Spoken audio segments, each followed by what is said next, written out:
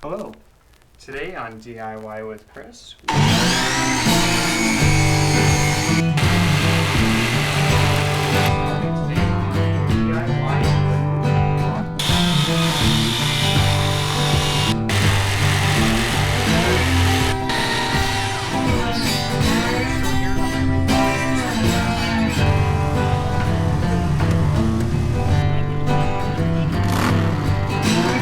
This is a product review for the Chicago 10-inch sliding miter saw.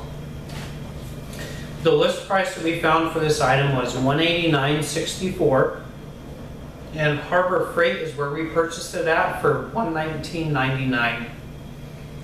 We do have a product description for this, which can be found on the DIY with Chris template at the end of this video. The individual specifications we were able to find on this product are as follows. We have the length, which was 35.5 inches, the width of 17 3/16 inches, height of 22 inches, and the weight of 3.4 pounds. The color is yellow and black. Ratings for this product, we could not find any on Amazon. However, Harbor Freight did show a 3-star rating averaged from 29 reviews. Our personal review on this product is I have enjoyed it quite a bit we've had it over a year now, so I've enjoyed the over 1 year of use with this product. I haven't had any problems with it. It hasn't broken or had any malfunctions at all.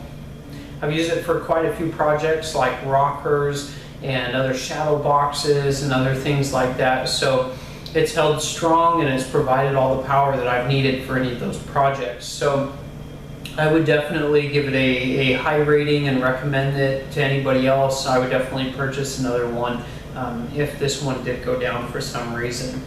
Some of the items that came with this are the saw itself, the blade. It does have some clamps on it, and then it can swivel and whatnot, so it does have the screwing items that do go with that. Mine came already pre-installed, but some of those may have fallen out while packaging.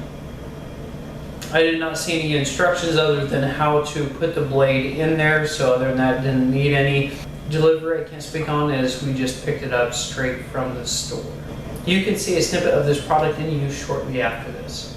Stay tuned for our 1-year review of this product as well. You can see that link here. We're doing the product orientation for the 10-inch sliding Chicago miter saw. So the first thing we have here is we do have the full saw and contents. We do have a dust collection system here in back. In order to get the saw to actually go up, so it is locked into position right now.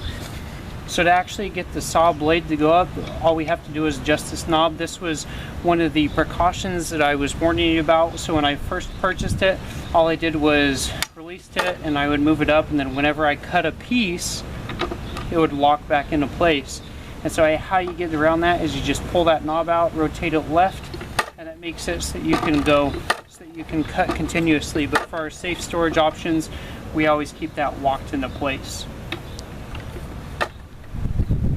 We do have the short electrical cord. That was another con that we had for this portion.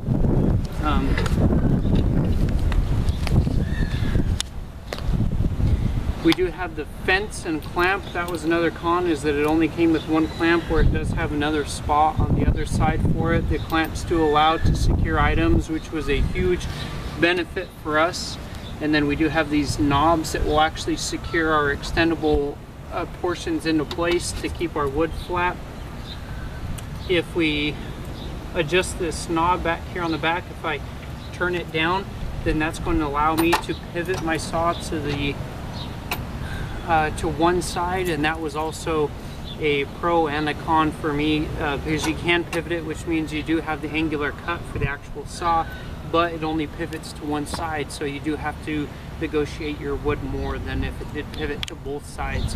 It does have the angle reading on the back, so it is very easy to read and make sure that you get the appropriate angle, and then you just rotate it back into place to lock it. This back knob right here just locks the actual sliders in place, so we usually rotate it all the way forward and tighten it down, and that's going to keep it from sliding for storage. Then if we come up front here, This front knob, if we just rotate that left and loosen it, and we press down this yellow button, and that's going to allow me to adjust my angle here. The angles are marked clearly on this front portion right here, so you can tell exactly where you're at. And then that does adjust to 45 degrees on both sides. That is definitely a pro, because it does go to both sides versus just one.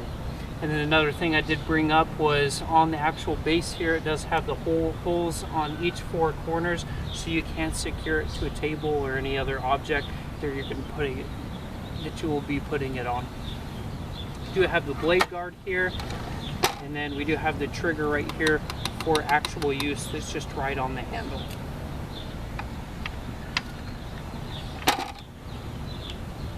If you have any other questions, just let us know. You can see a snippet of us using this project immediately following this.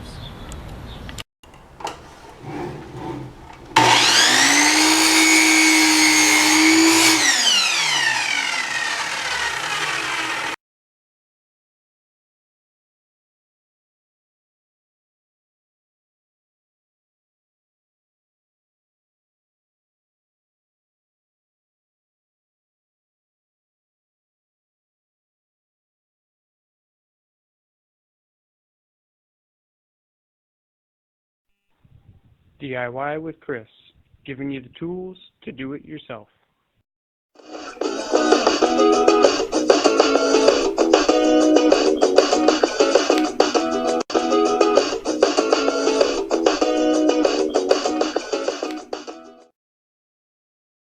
DIY with Chris, giving you the tools to do it yourself.